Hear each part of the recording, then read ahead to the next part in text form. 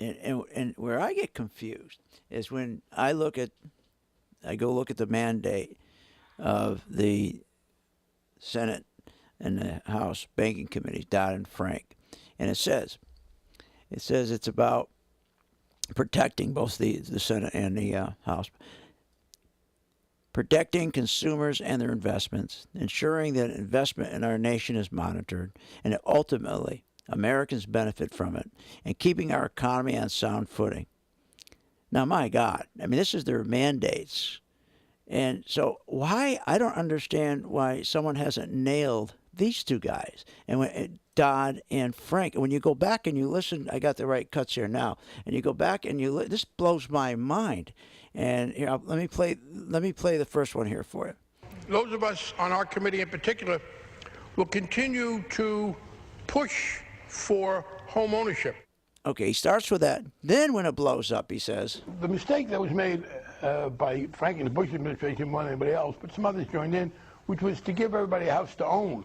I continually argue that for some people in certain economic categories and in some social categories, rental housing is the appropriate form. But didn't you, Barney, didn't you support Fannie Mae and the like? Didn't for you rental housing, yes, I was very critical. I mean, so I don't, this is what I don't understand. But what if these guys, Dodd and Frank, this was their deal. They're the head of the banking committees. Aren't they the oversight of Fannie and Freddie? Yes. I mean, and you have a wholesale breakdown of oversight, but you have it for at least 12 or so years, right? Right. In the Clinton administration, it's throughout the Bush administration, whether the Republicans are in charge or the Democrats are in charge. When Phil Gramm was in charge, right. The oversight problems were even worse. As I say, I have nothing good to say about Dodd and Frank. And by the way, I think they've been called out a lot, even by Michael Moore. I mean, Michael Moore did a tap dance on them in Capitalism, a Love Story, and such. And he comes from the left perspective and is certainly more identified with the Democratic Party. So they're awful, but they're not in any way alone. But what we have more generally, and I think this is your point, and it was under Clinton, it was under Bush, and it's under Obama now, is we take people who have failed and we put them in positions of power or even promote them. So look on the regulatory side. We have Tim Geithner, who was president of the Federal Reserve Bank of New York. Right. His job was to regulate the largest bank holding companies in America. And the largest bank holding companies in America went crazy wrong, right? Right. Crisis. And many of them were outright frauds. Right. Geithner took absolutely no effective action. In fact, he didn't even take ineffective action. Right. Yeah. Right? And he didn't warn at all about this crisis. What did we do? We promoted him to be the principal person in the Obama administration to deal with financial matters. He is Treasury Secretary. Ben Bernanke. Ben Bernanke was, as I said, the guy who had the unique authority under the Act to regulate the otherwise unregulated sector that was primarily the one pumping out these massive numbers of fraudulent liars' loans. Absolutely refused to use that authority. And on top of that, he was the President Bush's chairman of the Council of Economic Advisors, where, again, he didn't give any warning of this crisis. So he was a complete disaster, as bad as anything in regulatory history. He's a partisan Republican, and you get Obama reappointing him to head the Federal Reserve. It's amazing. Now, on both economic, political, and regulatory grounds, that's insane. So we take the worst folks, the greatest failures, who have a track record of getting it wrong, And reward them. and we put them in positions of authority, and we do that under both Republican and Democratic administrations. Tom Frank aptly called the Bush's bureaucrats the wrecking crew. They were truly, truly incompetent. The epic image that your folks who listen can see online, if they look at the 2003 annual report of the FDIC, is the head of the Office of Thrift Supervision. Remember, that's the entity that Right. makes 0 criminal referrals Right. instead of over 10,000. His name is, we call him Chainsaw Gillerin. In the photo, he's holding a chainsaw. He's standing next to the 3 leading bank lobbyists in America. The bank lobbyists! And they're holding the pruning shears, the kind that Right. can chop through something an inch thick. And the deputy head of the FDIC, who's going to succeed Gillerin as the last head of the Office of Thrift Supervision, who is also holding the pruning shears. And they are poised and posed over a pile of federal regulations. And if that's too subtle for you, the Wow. pile is tied in red ribbons, red tape. Right? Unbelievable. And this is to symbolize how they're going to cut through all regulation. And Gillerin wants to symbolize how he's going to cut through it indiscriminately with a chainsaw. Okay, so that's bad, right? Right. Regulation is going to fail Right. in some circumstances, just like Harvey Pitt. I mean, Bush Oh, boy, about- don't get me started on Harvey Yes, and Pitt. Oh, my he God. picks the leading opponent of regulation in America and puts him in charge of the SEC, and then he's shocked that regulation doesn't occur. Didn't Anyhow, he when you got involved and you were putting these people in jail? Didn't he go to the accounting people and say, "Look, we got to fix this so that, look, they're making my boys not only they put them in jail, but they're making them pay some money back. We got to fix this for the future. So I'm going to go up and see Dodd, and let's get a law in the books that they don't have to. If anybody in the future, I forget what the law was, anybody in the future gets caught, they don't have to reimburse because those guys that we're talking about the saving loan, they not only went to jail, they had to reimburse. oh yeah, we sued Right. them, and we got billions of dollars. But Pitt, didn't he go after that? He got a law passed, or Dodd. He got Dodd to pass a law that they didn't have to reimburse if they knew they were doing something wrong. And I remember, I think it was Clinton who said he didn't want to sign off on it, and so they went back to Dodd, and Dodd got enough votes. Am I correct in that? I remember Pitt. I was so upset at that time. Yes. Harvey Pitt became the leading lobbyist for the Right. accounting industry. There you go. Right. And they passed PURPA, and PURPA makes it much harder to sue That's it. the people that aided the fraud. Right. And yes, that was passed over the veto There you go. of Clinton. Right. And to pass it over his veto, well, the Republicans, as you know, by then controlled the House and the Senate. Right. But to get the supermajority required to overturn a veto, it had some Democratic support as well. So to go forward, Harvey Pitt continues Right. as the leading lobbyist for them, Right. and he fights all the efforts at reform, and this produces the disaster of the Enron era fraud. Right. And what do? Well, we've made Harvey Pitt by then I know. the head. And what is his first speech? His first speech is to his former clients, the Right. accountants, and he bemoans the fact that the SEC has not always been a, quote, kinder and gentler place, unquote, for accountants. He blames it on his staff and promises that he's going to knock that insanity out of them. Yeah, that's the kind of person we're putting in charge. But here's the great bottom line. Many of those people are still in charge or in charge of senior offices under Obama Right. as actings. And some of the blame has to go to the Republicans because they virtually won't allow any new appointments. They've been blocking, for example, a new head Right. for the FHFA. But a lot of the blame has to go to the Obama administration, which even if it couldn't get new appointees, could certainly get rid of the Bush failures Right. and appoint new actings from within the agency. But Bill, let me just going back to now. I want to just go forward a little bit. Let's go back to when they took these banks and they got rid of the mark to market. They went to mark to model. And when I see this, it seems like we still have insolvent banks. It seems to me that there was a Band-Aid put on this. And by switching to mark to model and continually just support these banks, I still see these banks insolvent. I still see J.P. Morgan sitting out there insolvent with all these derivatives. And at some point, don't we have to go purge these banks? I mean, if we're not going to have any regulations, I mean, we got to purge these banks. I mean, what's going to? I don't think these problems are over, especially if there's nobody willing to regulate. Nobody's willing to put these guys in jail.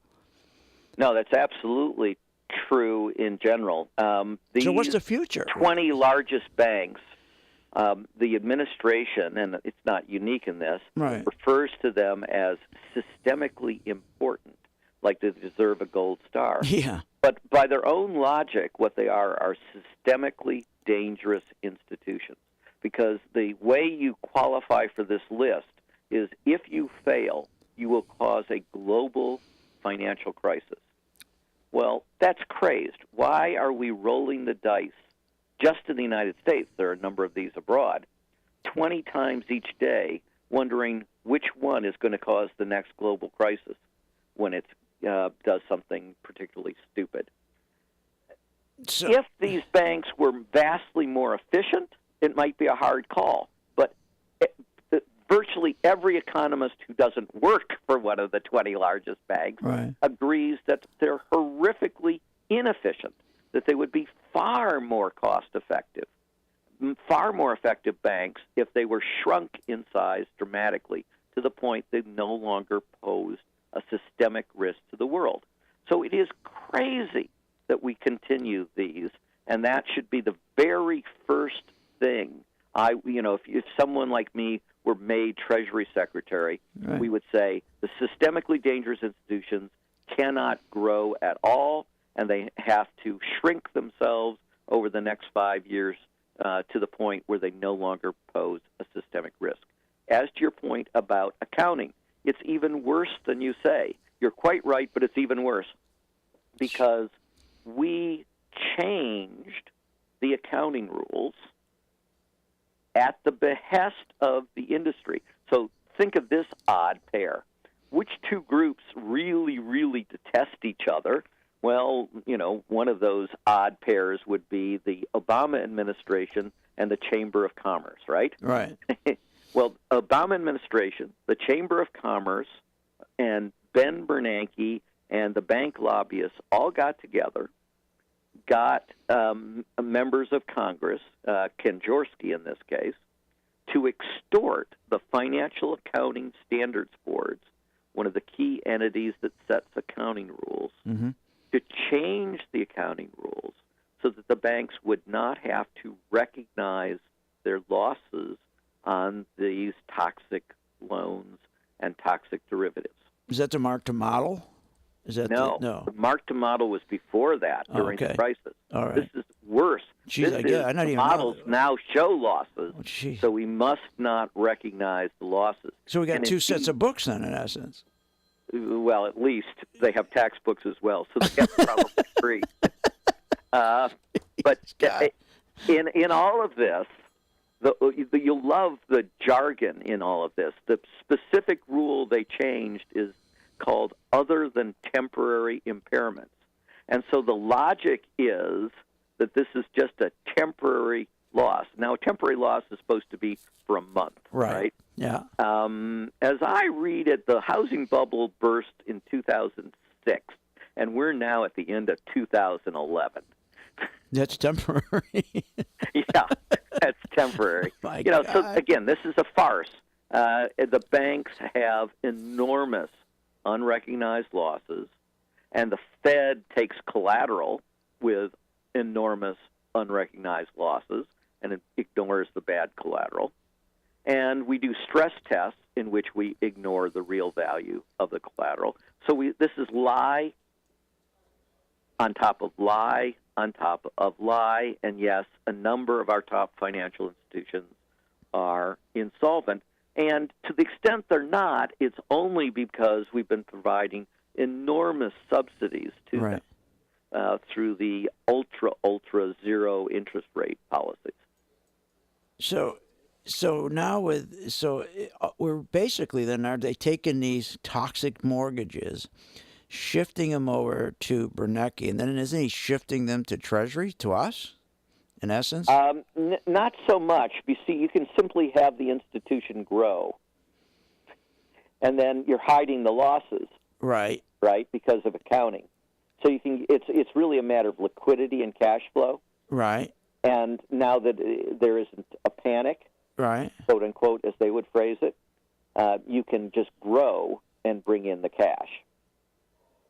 So, so what I don't understand are they're still sitting there. There's still losses. So, is their idea that well, we'll grow our way out of this, and then we'll eventually write these off, or are they just We'll saying, grow out of it. We'll again get subsidies right, from the federal government, and if you wait long enough, housing prices will again appreciate. so this garbage is just sitting there, but Yeah. it's not recognized at all. If I did that in my business, I'd be in jail. Not anymore. My Lord. Actually, you're small enough guy, I assume, that Right. you might face a risk of jail. But the big folks wouldn't, right? Right. This is legalized fraud So At the- Enron should have became a bank then. They would have of the survived. bankers. Well, people forget this. Enron could not have done its frauds Right. without the active support of about 10 of the largest banks. Man. And again, this is extensively documented because the Enron bankruptcy hired examiners who looked into it and documented in the internal emails of the banks that they knew that Enron was engaged in a scam Right. and willfully aided and abetted this. And you talked about PERPA, and that is one of the great scandals that makes it much more difficult if you're a victim of a fraud, a securities fraud, Right. to sue. But even worse than that, the Supreme Court has gone on a war, and you and I can, if we are defrauded in securities fraud, we can no longer sue the entities that willfully aided and abetted the fraud. Only the government can do that, and since the government is mostly AWOL in all of this, nobody does it. So the banks, as I said, there's a huge paper record, and indeed they ended up being sued by the bankruptcy trustee and settling for billions of dollars collectively. But here's the scary thing is all of the leading banks were quite willing to knowingly facilitate Enron's fraud. Oh, And absolutely. you know what? And the Fed wanted to take zero enforcement action against this. God. It was finally embarrassed by the SEC into having to take minimal action. And again, your listeners can go to the Financial Crisis Inquiry Commission, which still is a website, and look at the testimony of the Fed's former head of supervision. Mm-hmm. It's near the end of his testimony where he describes what happened. The staff, this supervisory staff of the Fed, was horrified that the leading banks in America were eager, for a fee obviously, Right. to knowingly facilitate Enron's frauds and thought this was a big deal and it required prompt action. My God. They took it up to the Fed, and they got attacked by Greenspan and his top economic lieutenants instead of supported. As in, why are you bothering us with this stuff? Gee. Nobody went to jail. It must not be anything serious. When you talk about that, it also rings the bell where my audience was outraged when Rain's here. Let me play this clip with Waters. You got to listen to this. I need your response because my audience asked me to get this from you.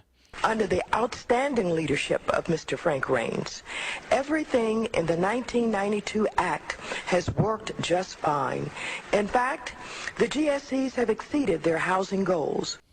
He was one of the overseers. He went into the committee and for Fannie and Freddie, and this was a short clip. They just attacked this guy. He came in and said, "Look, something's wrong. It's not working. Raines is stealing from you. Something's going on." And they just totally took this guy apart. That's what rang a bell when you're telling me about this other one. Just totally took him apart. So everything that you're really telling me here, there's just no appetite to go after anybody. I mean, not appetite, but there's just no mechanism. There's no system. There's no will. There's no or appetite on any level to go after fraud or whatever in this country right now. And well, there is, but it's among us. Yeah, right. Yeah, right. My parking ticket. Come put me in jail for my 4 parking tickets out Right. of my building here. Whatever your listeners feel about the Occupy Wall Street protesters, Right. this is what drives them crazy. Yeah, like Dodd. My listeners go nuts when he went and he got a special deal. And they kept asking how come he didn't go to jail and how come, who was the head of Countrywide, never went to jail. Mazzillo. But now we know why they didn't go to jail. You just explained it to us. Yeah, but again, the really frightening part is this is under both parties. Yeah, that's the real frightening part. Exactly. So if you have anybody who is actually morally offended, they are unfit for office. Unbelievable. There's a wonderful line from Bastiat, who is a very conservative French economist. But basically what he says is when plunder becomes a way of life, it will produce a legal system that authorizes it and a moral code that glorifies it. Wow. And that's what, with the ruling class from both parties, they now appoint people. In fact, you're not allowed to be appointed to a senior position if you have classic, what I'll call, and I'm not trying to disparage the rest of the country, it's just where I was grown up, Right. classic Midwestern values. Well, you're right. You're right. So where's this all go down here? We got these banks sitting here. They're fraudulent. They're insolvent. Now we got this situation, same situation going on in Europe, which I think is even worse over there because they don't have a. First of all, they're too busy going out to get anything done. They're always at their cafe to put a tarp together. But where does it 10 years from now? Put us 10 years from now. Where are we 10 years from now? Where do you think we'll be with all this mess? My constant phrase is we are suffering recurrent, intensifying crises. And to do that, you not only have to be getting wrong the question of what caused the crisis, you have to actually be responding to each crisis by making it worse. And when you can't learn from the past, that's almost always ideological blinders. And so we in this stupid debate of regulation versus markets. Right. Markets need effective regulation to work. Otherwise, you get a Gresham's dynamic. And that Gresham's dynamic is when bad ethics drives good ethics out of the marketplace.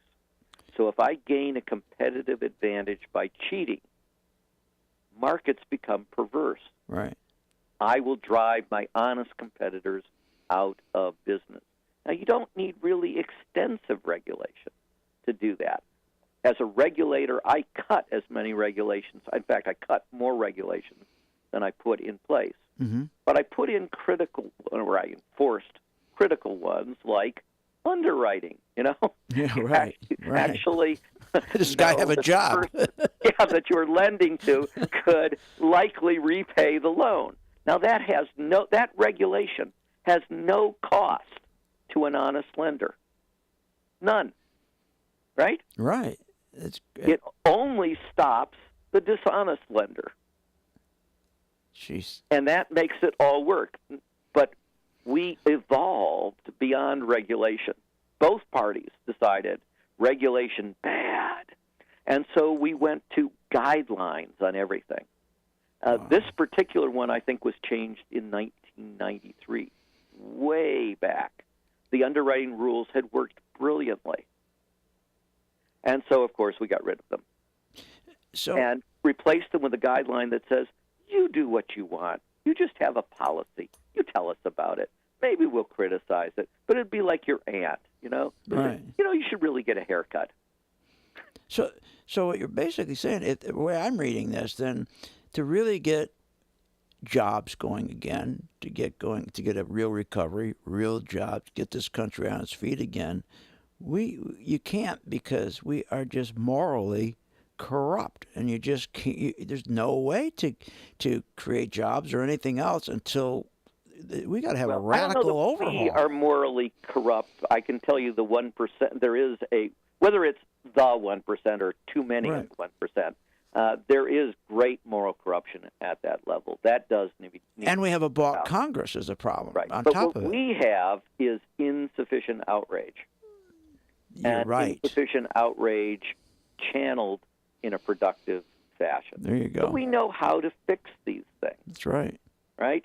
And that's what we need to do. I love that when you said that. You're right. There's no outrage. I say that on my radio show all the time. I say, how come people aren't down there in Washington? There should be millions of people down there throwing apples at the Congress, throwing oranges. There's no outrage. They're watching Dances with the Stars, or they're watching something, and nobody gives a damn. I mean, it's unbelievable. And I say, when are they going to get it? When they're fighting over food?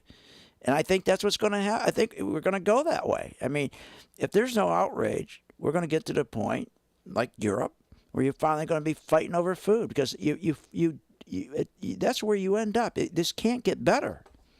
No, I mean, if you want jobs, the worst possible thing, the great job killer, is frauds running major corporations. Exactly. And the worst, even worse than that, is frauds running major corporations who also de facto run Congress. And that's called crony capitalism. And we are, as I tell people, I have no difficulty explaining the current crisis to people from Indonesia, because they get crony capitalism. Thank you very much. All right, thank you so much for your time. You're so generous Take with care. it. All right, thank you.